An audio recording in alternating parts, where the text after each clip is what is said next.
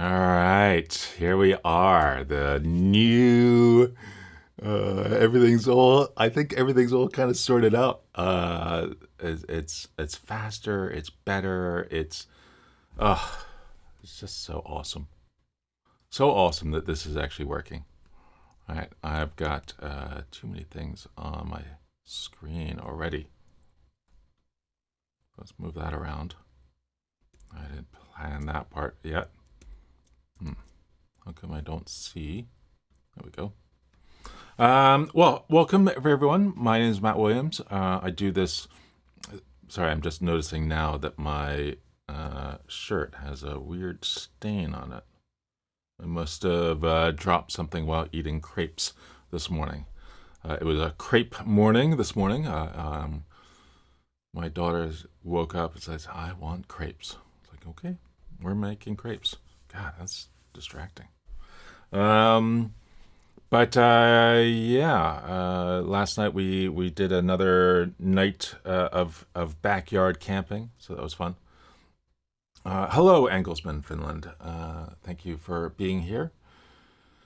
As always, you're always here. And I did you notice what time I started? It's exactly when I said I was going to start. It's just shocking. We'll see if I can do it 2 days in a row. All right, let's go. You know, again, this is about looking at the news of the day or news of the last few days. I didn't do it over the weekend. It was there was a lot of stuff going on, family stuff, so didn't get a chance. But let's see what we have here. So I'm going to share this and mark that and that. All right. What's going on there? Okay, I think you're looking at the right screen, which is good. Oh, there's a weird advertisement on here. Let's see if we can move that around and close that up. Yeah, so this was interesting.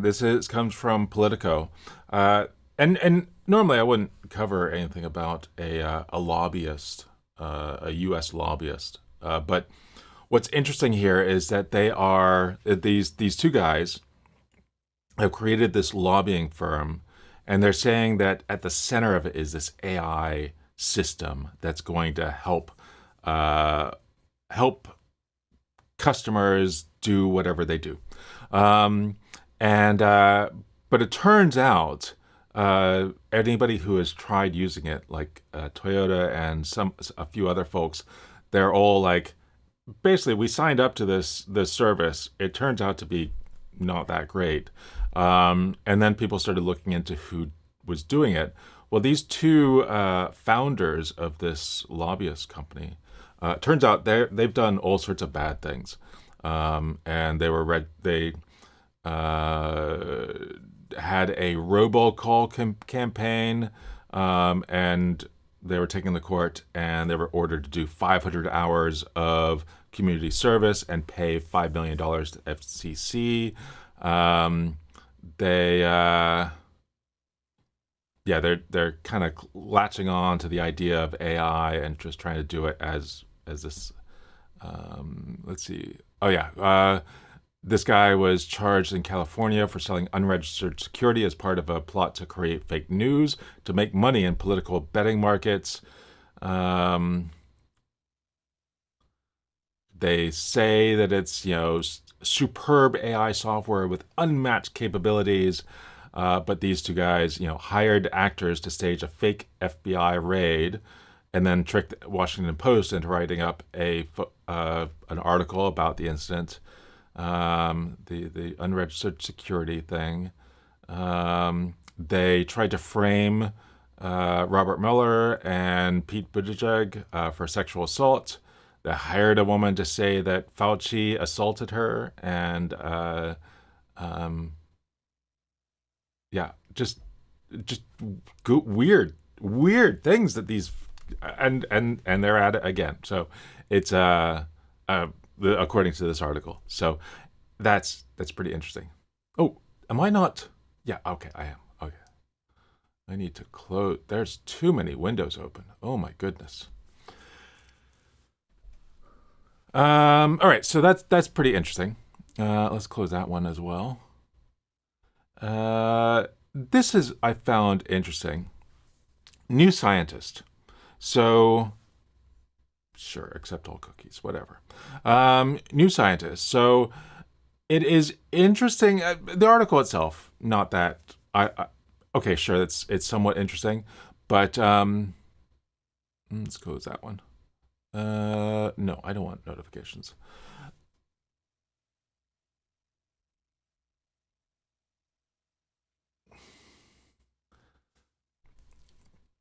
So what's interesting about this, I find, is that so much of AI portrayal in mainstream, sort of mainstream press, I'd say New Scientist is kind of in that realm, but or any of the major newspapers or any of the mainstream press is all about how to spot evil things that AI does or bad things, and so you wonder, well, you don't have to wonder why the public's perception of AI is bad when all these articles are like all doom and gloom and the machines are out to get us, and all the a lot of articles on the more tech side are, let's talk about the positive things, or here's neat things that you can do. Yeah, sure, there's also doom and gloom there too, but there seems to be a little bit more even across, whether it's for good or for evil. But so this was just another article saying, here's how to spot these evil things that are done. And then there were a couple of articles about, or a couple of sets of articles about, is AI taking jobs? So, that one. No, I don't want that.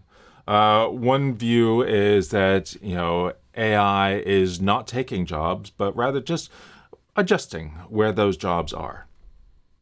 So this person at Indeed Hiring Lab, AI will affect many jobs, maybe every job indirectly to some extent, but I don't think it's going to lead to, say, mass unemployment. We've seen other big technological events in our history, and those didn't lead to a large rise in unemployment. Technology destroys, but also creates. There'll be new jobs that come about.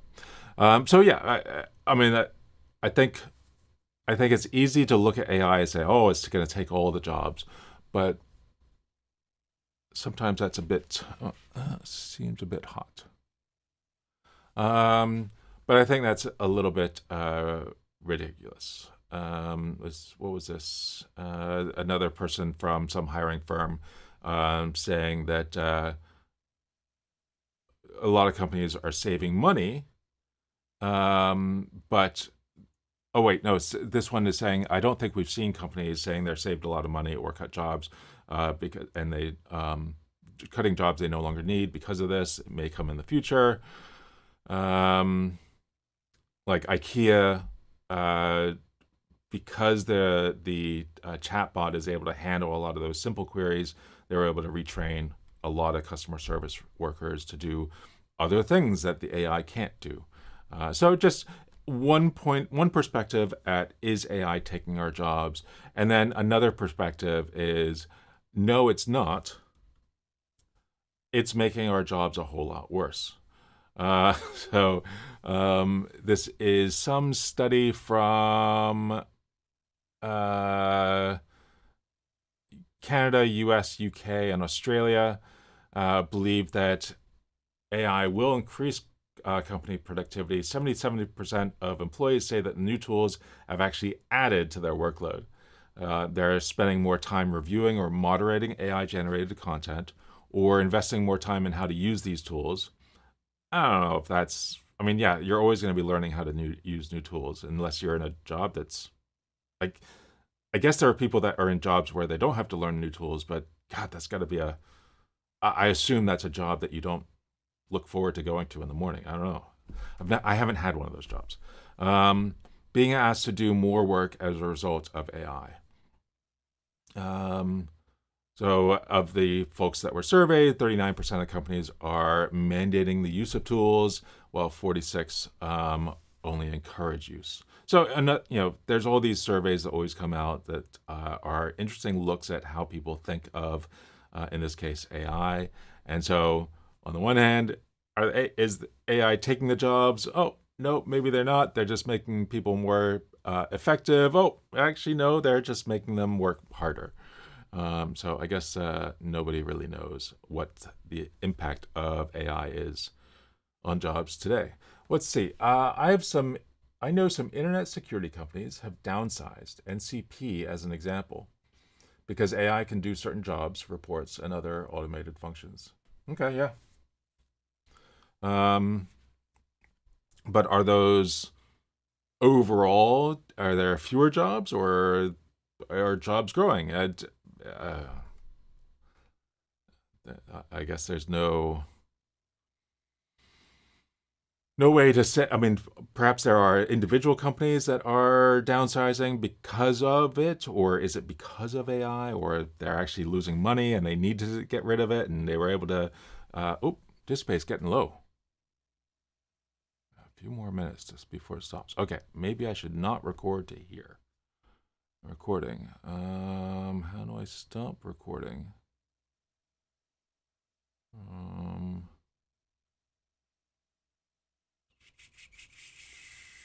Recording.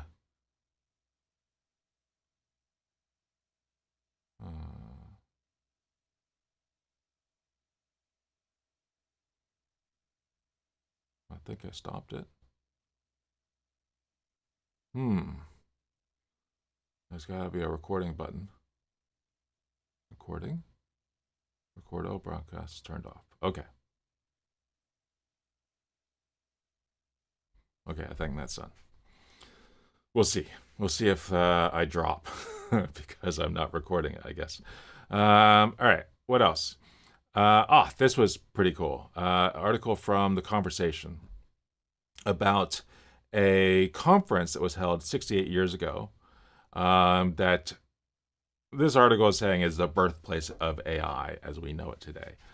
I mean, yeah, probably. I always knew it was a lot of what's known as AI today. I always knew that it was kind of started in the 1950s, but I didn't know about this Dartmouth summer research project on artificial intelligence. Though saying that's where it was created, when the conference was called something on artificial intelligence, usually takes at least a few days or a few weeks to create, to plan a conference, and so it must have happened a little bit. The first ideas of it happened a little bit earlier than that, but around this time is when John McCarthy, Marvin Minsky, Claude Shannon, and Nathaniel Rochester came together and brought a bunch of other people, 47 other people, to talk about this thing called, well, and they eventually settled on the name artificial intelligence. Although some people, Claude Shannon, liked automata studies, while a couple others like complex information processing. I definitely prefer artificial intelligence. Though, no matter how we try, we can't seem to get away from comparing AI to human intelligence. But ChatGPT is no more alive than a talking ventriloquist dummy. So just an interesting article about, and all the links to all the posts here are all in the description for this stream. So they're already there. Bonus.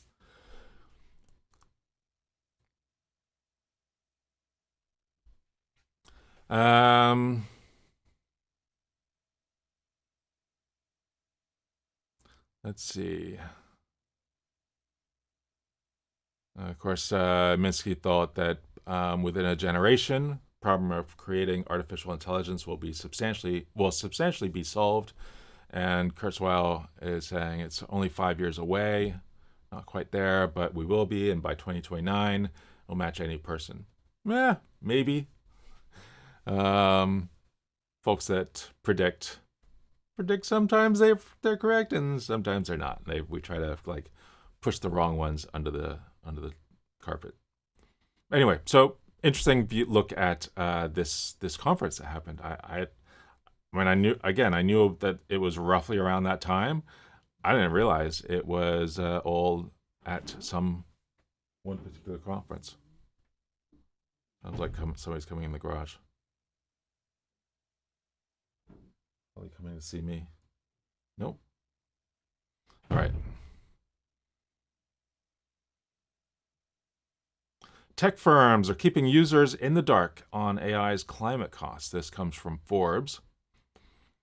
And this is stuff that we've not now. We've seen come up a number of times around electricity usage as well as water usage for these big data centers, and some of them are kind of solving the problem by attaching themselves to nuclear power plants, or Gates and Altman both are investors in nuclear power companies with new designs for power plants. If all Google searches use generative AI, they'd consume as much electricity as a country the size of Ireland, which is interesting. Thankfully, not all Google searches use generative AI. And so just I think is more of just a reminder that these data centers require a lot of power. I think we've all heard that. And, best Labor Day sales of the year. Oh, okay, great. Time to close that page, huh? All right, this I thought was fascinating. InkubaLM, a small language model. So I love it when these language models come out that are much smaller. This one is 0.4 billion parameters. But what's special about it is that it is low resource and focused on African languages. And this is an area I know nothing about. It's but in the past so far most models have been developed for English, Chinese, and Spanish, leaving low resource languages like in Africa at a significant disadvantage. And every now and then on the Discord, on the Ollama Discord, I see people ask, well, what about a model for language X or Y or Z? What do we do for that? And it's just fascinating that there's this model now for African languages. And I didn't really know much about I didn't know that there's 3,000 languages spoken in Africa. Maybe I should increase the size of this. There we go. So yeah, 3,000 languages in Africa. Swahili, Hausa, and Yoruba, the widely spoken languages with over 200 million speakers. So there's this language Hausa, spoken in northern Nigeria, parts of Cameroon, Chad, Ivory Coast, Ghana, Benin, Togo, Sudan, and Niger. I know. I know roughly where all those countries are, but it's and has between 23 and 25 consonants. I think wouldn't you know how many consonants there are? Anyway, I guess it changes depending on how it's being used. It's fascinating. There's this other language that's spoken by 14 million, and this one spoken by 8 million native speakers and 11 million second language speakers. Swahili, most widely spoken language in Africa, with 150 million. Oh my goodness. Yeah, just fascinating. So interesting paper, introducing the model, and then you can get the model on Hugging Face as well. So I don't speak any of these African languages, so I wouldn't be the target market for this one.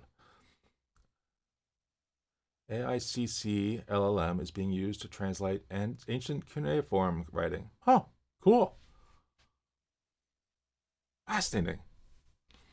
Let's see. Here's this new um, AI, new image creation tool, Letz.ai, which looks interesting. Let's see.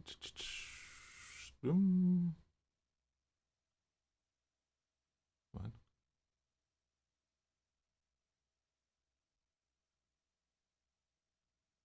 There we go.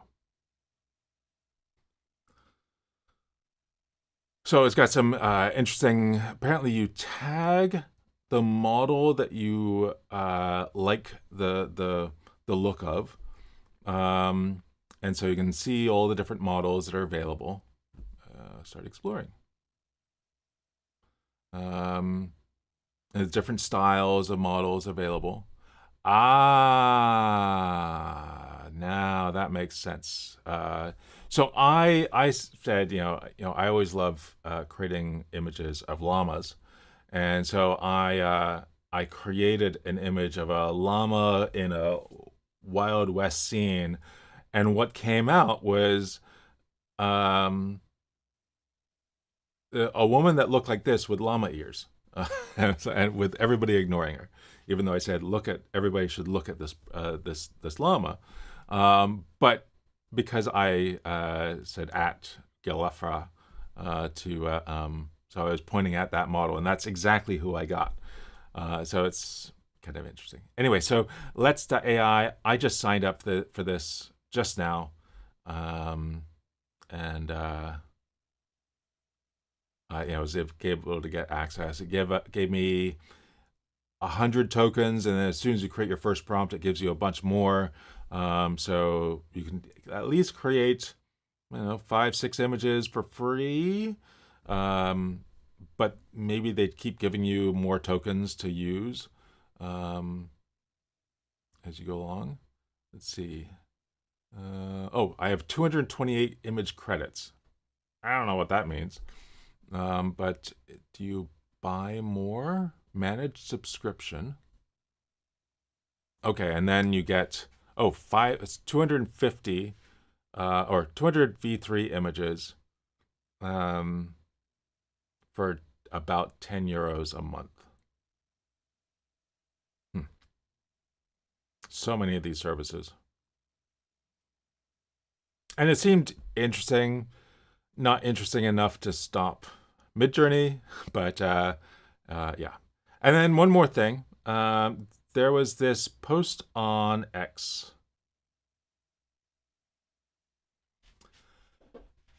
Ilya Sutskever, one of the original founders of OpenAI, said, if you learn all of these, you'll know 90% of what matters today.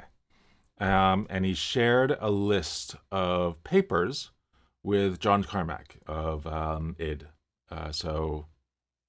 They created Doom. They created all sorts of Castle Wolfenstein, right?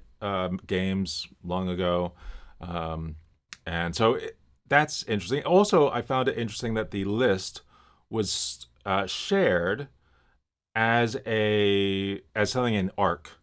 So, I use Arc, but it's interesting that this list from Ilya Sutskever shared it with somebody else, with John Carmack, as this thing in Arc. But it's basically a pointer to a whole bunch of papers. Just, if you learn all these things, you'll know most of what's really important in the AI world today. So it's a nice, interesting. This is a annotated transformer. So the transformer paper, but applied to with comments. That's nice. Oh, pretty cool. I didn't go further down on this list. That's awesome. So often these papers, they're filled with these equations. Like, unless you're, it's been a long time since I've had to deal with equations of any kind, let alone something like this. And so it's nice to have the code to help me kind of understand what's going on here. So anyway, super cool. What else is in here? Do I get that with all? Oh, no. It just points at the other. Oh, so this is not Interesting. Pointer networks. Okay, not all of them are like that. All comments. All right. And that's really all I got for you. What's this one? CS231. Convolutional neural networks for visual recognition. Oh, notes that accompany the class.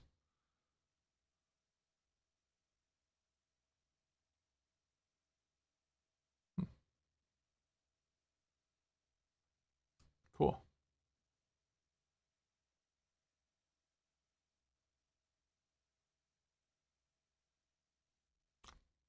Any questions? That's all I got, really. Oh, I was supposed to mark when I did each thing. Oh, well. All right. What do you think? What? Any thoughts, questions, comments? I see a few people have joined in the chat. So we've got from Joe and Engelsman and Karen and Joe, Bradley, and Janata. Thanks for leaving a comment. It's about 11 o'clock on actually a holiday here in the U.S. So my wife is inside saying, "Okay, you better get off there by about half hour because she's going swimming, and I have to watch Stella while she goes swimming." All right, how are you doing? I'm doing good. I'm doing good. Apart from looking at this stain from crepes this morning.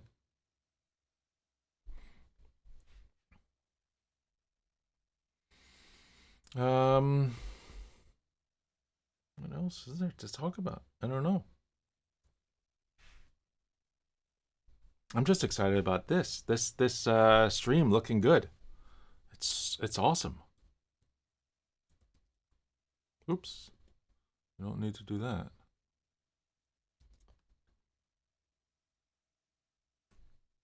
Any plans with Ryan? What kind of plans? We're gonna do a stream tomorrow.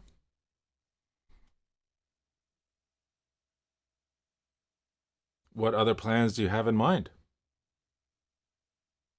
Have you seen an AI generated Doom? Yeah, I saw it. I mean, some folks seem to be super excited about it. Okay. Saw it. It's like, yeah, okay, well, that's interesting.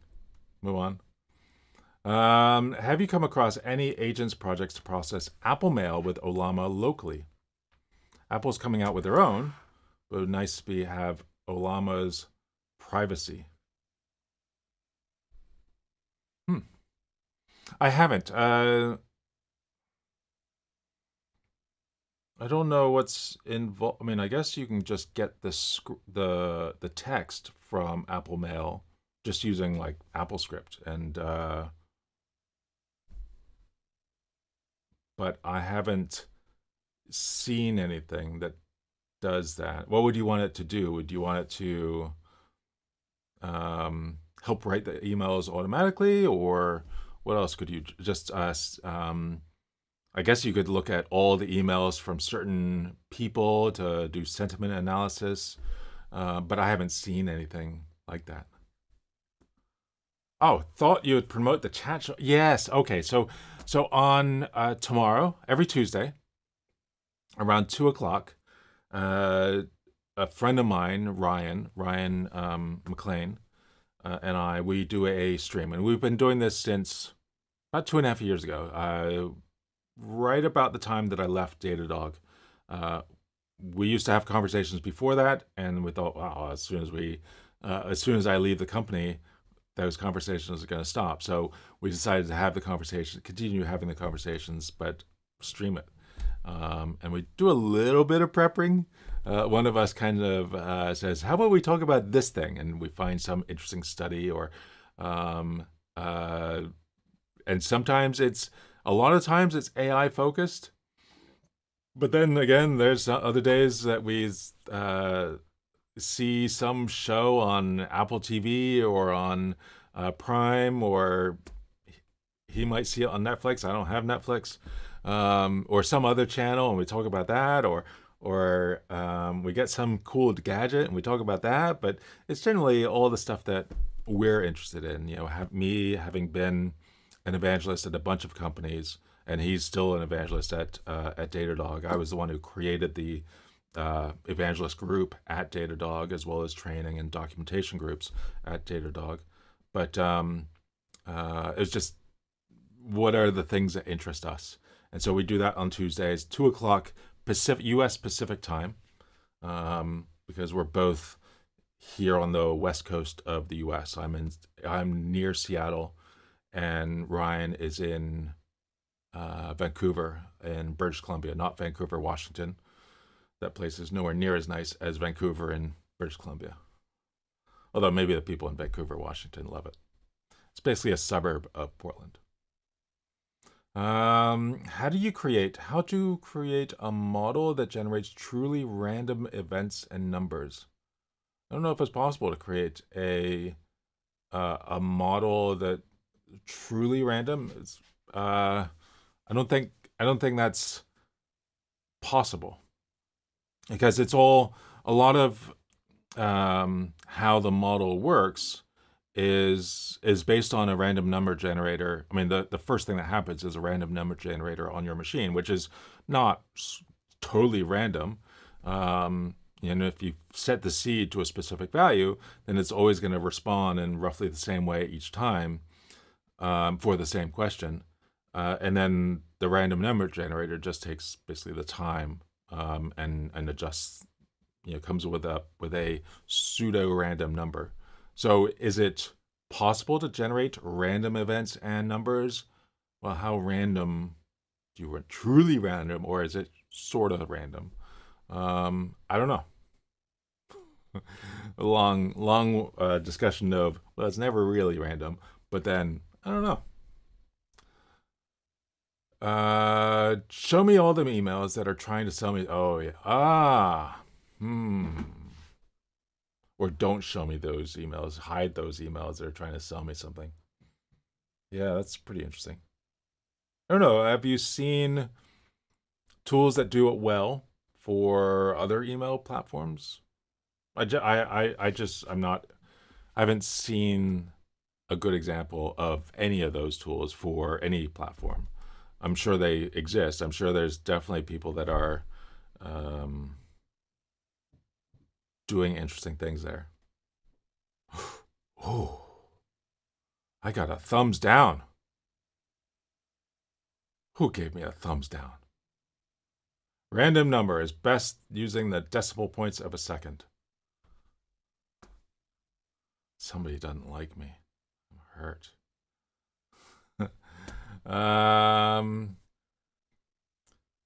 I did some nested virtualization recently with some sort of hardware acceleration.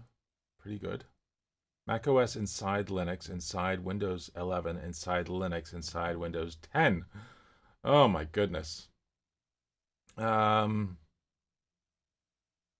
Yeah, so regarding virtualization, and I generally, it's like magic that it's kind of magic that it works. But it definitely gets a little slower each time. Each time you virtualize something inside of something else. And thank you for countering the thumbs down. I guess I don't know if it actually matters whether it's a thumbs down or a thumbs up. I think YouTube just cares that, oh, people are interacting. So if it's 1,000 thumbs downs, sure, whatever. Don't give me 1,000 thumbs downs, but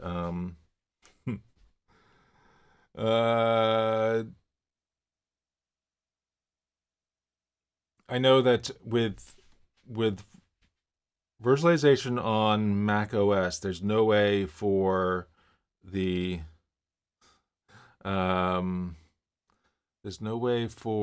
GPU to get accessed on, if you're talking about Apple Silicon Macs. If you're on older Macs, the Intel-based Macs, then there was pass-through, but not on. Ooh, lots of thumbs ups. Nice. I don't know. Maybe the guy didn't like my random number explanation. Um, but thumbs up matters. Nice, nice, nice, nice. Yeah, I've definitely. I tried doing. Oh, I remember. Last time I was trying to do a virtual machine inside a virtual machine was when I was uh, playing around with trying to get WSL working because early on with Ollama it was just on Mac on Apple Silicon because all of us in the company had Macs. We all had our M1 M1 and maybe an M3 studio, but or M2 studio. So we had our Macs, and so we released Ollama first on Mac OS because that's just what we had. And then later on Linux, and then Windows was available on WSL long before it was available natively, and and so I wanted to try it out,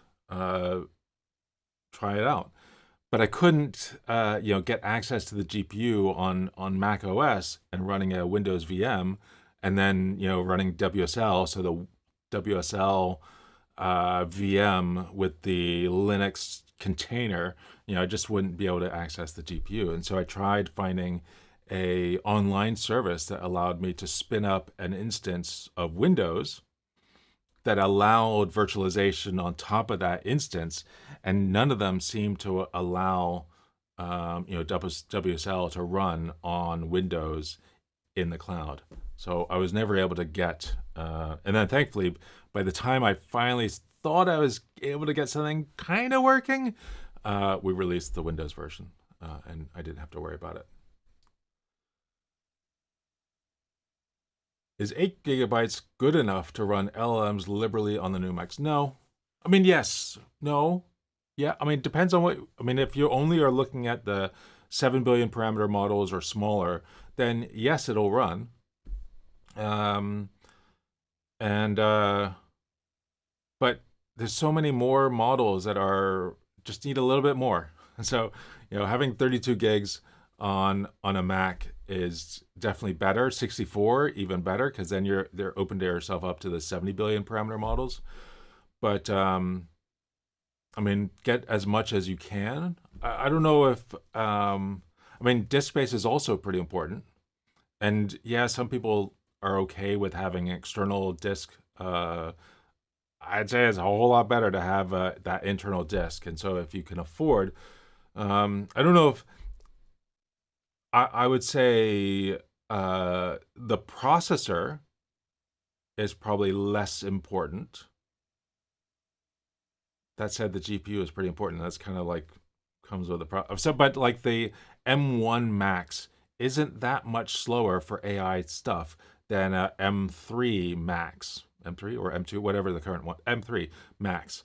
It's not a lot slow. It's a little bit slower, but and so if you're able to get a used machine, like I mean, I think an M1 Max is still an amazing machine to get, and you'll be able to afford 64 gigs with a decent amount of disk space. I don't know, 2 terabyte disk or 1 terabyte disk, and that'll I think be a much better experience overall than getting the brand new M whatever it is right now.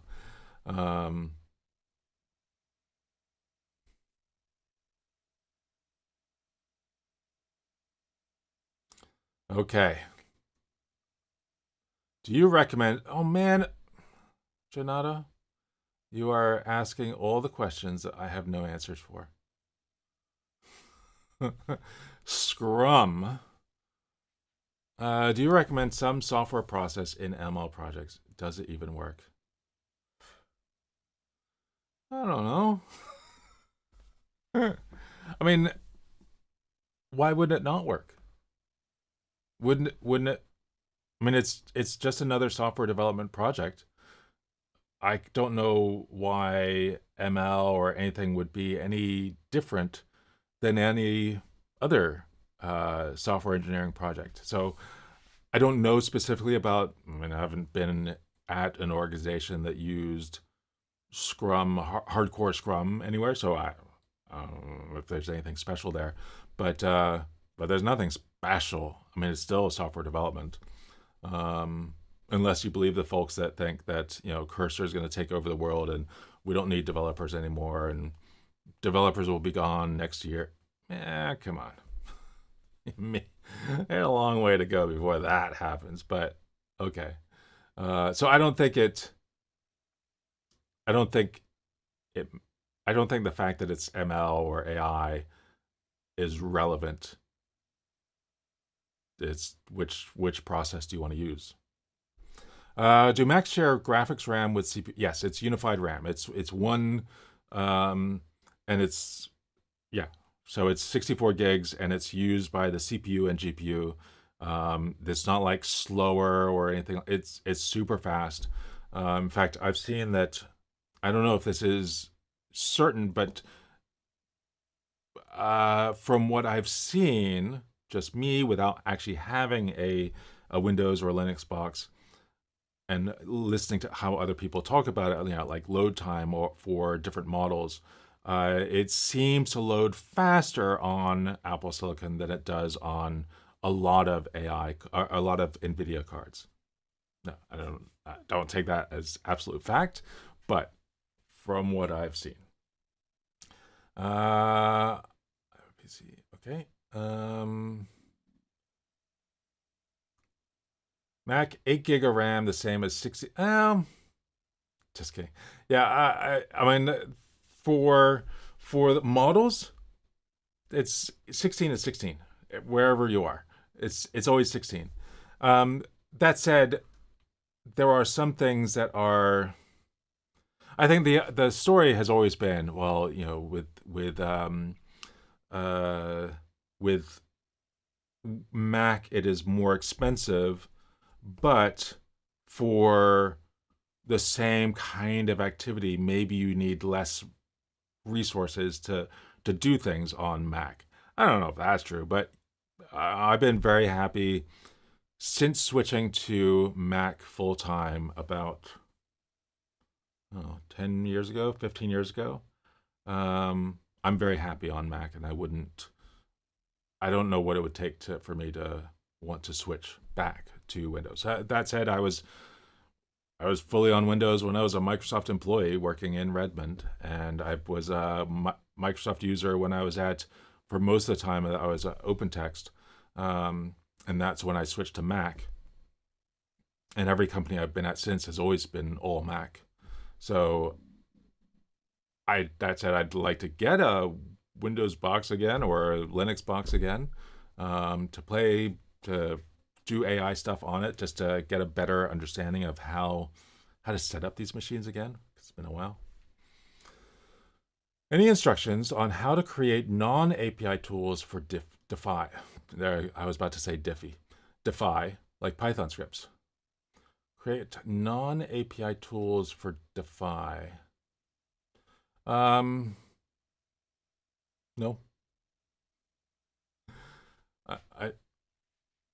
I don't know of any. I created that video. I haven't really touched Defy since then. I have been playing around with some of the other tools, like what is it? There's one that a lot of people love. I can't remember, but that and N8N and a bunch of others that all exist. Listening to your thoughts is very insightful, even when you don't have the answers. Yeah, I think there are definitely some people who will, if they don't know the answer, they'll like make something up. Often when I refer to that, I just that's why I'm not wearing a Starfleet uniform, because I don't want to make stuff up. But yeah, I think I tend to be quick to admit it's like I don't know, but here's what I kind of think. So thank you for that. I'm running some good 9 billion models on my laptop. If 4 is fast enough with 8. Are you talking about the 8? Or you're just you're doing the VM in a VM in a VM in a VM. I will erase you on my PC when I'm in the UK. Ollama server log will tell you how much of your RAM is available for use. Cool. I have 96 gig and it shows this. Oh my goodness, 96 gig. I don't even want to talk to you. 96 gig? Come on. I feel so inadequate now.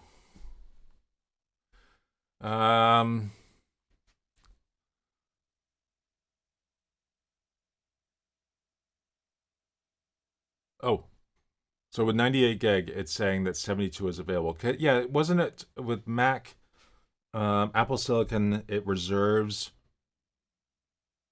a quarter of the memory or some amount of the memory for the OS to run, or whatever it was, like maybe it's an eighth or a seventh, or some amount is always reserved for the operating system to run. That way you shouldn't be able to let an AI model just consume everything and reboot the model. That said, I don't know if it's still the case, but if you loaded up a model that had a 128K or a large context size, and you modified the model files to be that full context size, and then you loaded up text to consume that large context size, my Mac rebooted with my 64 gig Mac rebooted because it just shut the machine down. So, somebody barking out there. Mac software is made for Mac. PC has so many variables and drivers, so I know or understand why Mac is to a certain degree faster or better.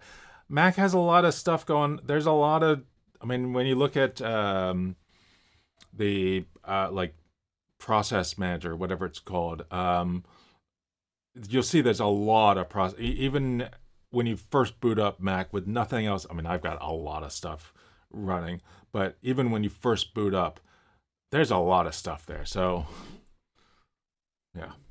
On lower memory systems, that will give you an idea of the largest model you can use. Cool. Oh. Hello. Oh, okay. What's up? Oh, okay. Oh. My daughter's best friend is here. They have, she's very excited. She hasn't, Jade's also very excited. But, her best friend, Stella's best friend, so Stella's my daughter. Stella's best friend has been away for 2 months or so. Her mother is Japanese and her father's Chinese, and they were I think they were both in Japan and China for the last Jade, it's okay. For the last 2 months, and now they're together playing. Okay. It has to do with the max mem the GPU can utilize.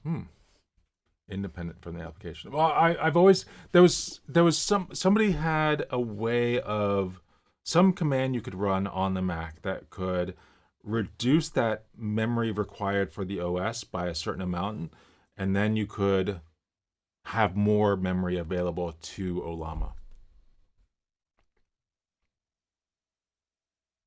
Yeah, so there was an interesting article. Hold on, let's see if I can find it. Raspberry Pi boot 3 seconds. I saw a post just in the last 2 or 3 days. Let's see, tools, anytime in the last week, that they had gotten their boot time of a Raspberry Pi down to 3.5 seconds.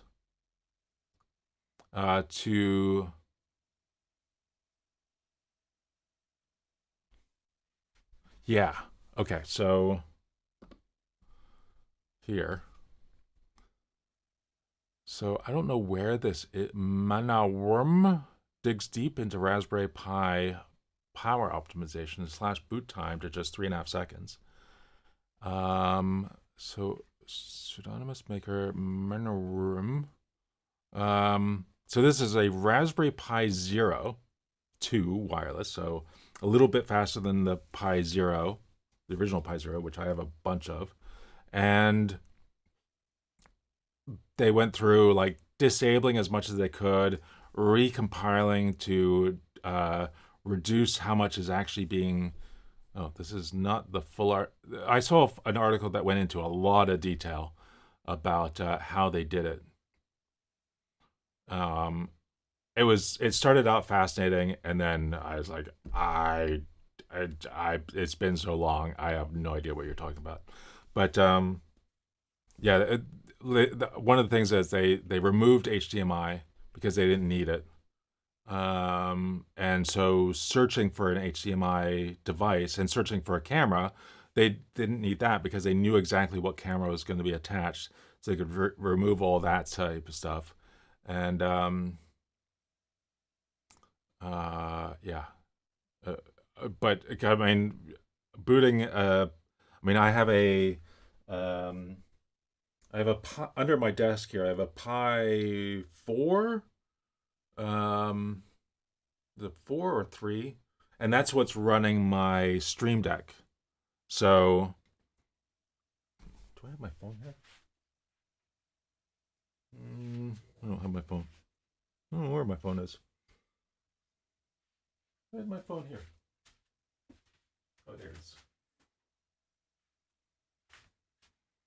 So let's see if I can do this.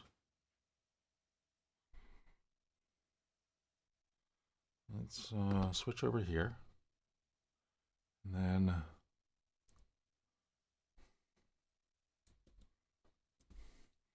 this will be interesting if this works. Camera. Pro camera.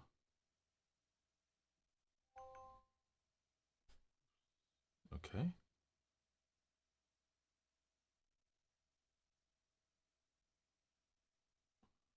That didn't work. Show camera switcher.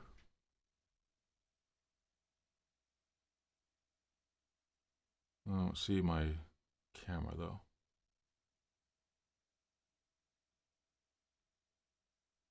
Okay. How do I get it on screen? Show. I guess I can't do this. It'd be really cool if I could. Anyway, I don't know how to get that working.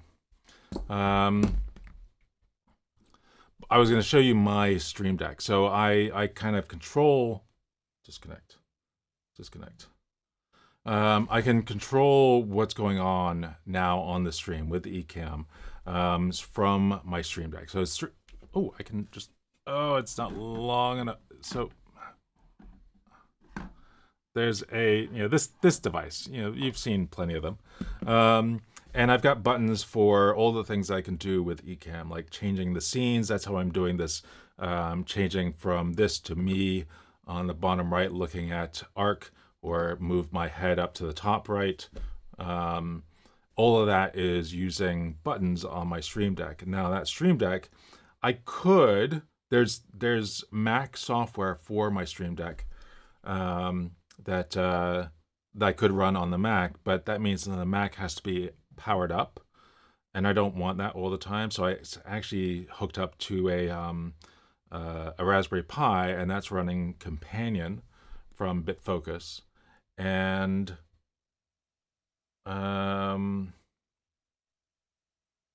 then that's making calls to Keyboard Maestro, which is doing the keyboard shortcuts to change things on Ecamm, which seems to work pretty well. I don't know why I was going into that. Oh, but the reason is because that's why I use a Raspberry Pi. It also has, I think it has a Playout B, which is kind of like a hyperdeck for playing videos, although I don't really need that with Ecamm. So I'm not going to use that. Anyway, that was a weird tangent. Anyone run this on a container here? Actually, I'm using it to type right now with my voice.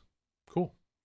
I haven't, I have not, I guess I have used Ollama in a container just to test it out, just to verify that it works, but I haven't really played with it. I haven't really used it as in a container. Again, because all my machines here are, any of my machines with a GPU, decent GPU, are all Macs, so I haven't done it. Oh, I missed a question above.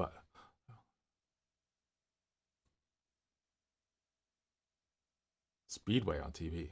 Okay. I had an idea about mapping inference in a creative and efficient way concerning data assessing and processing. I could sell the idea for a salary. Ideas are worthless. Execution is all that really matters. But interesting. I'm sure it's lovely. Build it. Otherwise, it's worth nothing. I mean that in the friendliest way. Sudo says, oh, that's how to change the amount of memory available for Mac.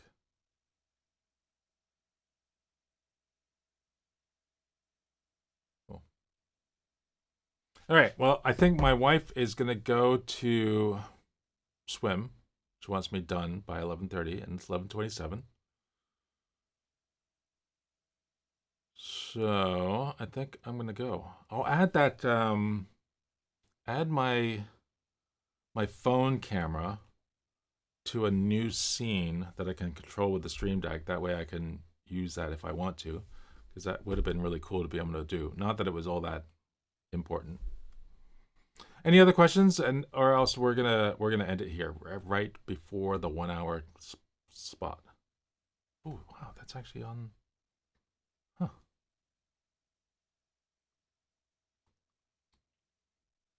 Any comments, thoughts, anything? You like the new look, the far better resolution and all. Oh my goodness, it's so good having things at work and not using that Riverside. Riverside was great for, after the fact, being able to pull out shorts, although most of the shorts that tried to pull out weren't that useful. And for automatically adding the chapters was great, although I can probably do that with other tools. And yeah, but this is just, I mean, having a good looking stream. I now I need to work out the mess back there. But I'll figure that out. Is it a nice day outside at least? Let's do a check of the weather. Miserable. Well, thank you. Thanks so much for a much better bit. Thanks. That's yeah, it's so exciting. All right. Thanks so much for being here. We're gonna sign off now, and I've got a button right here. I just press end. We'll see if that actually ends it. End.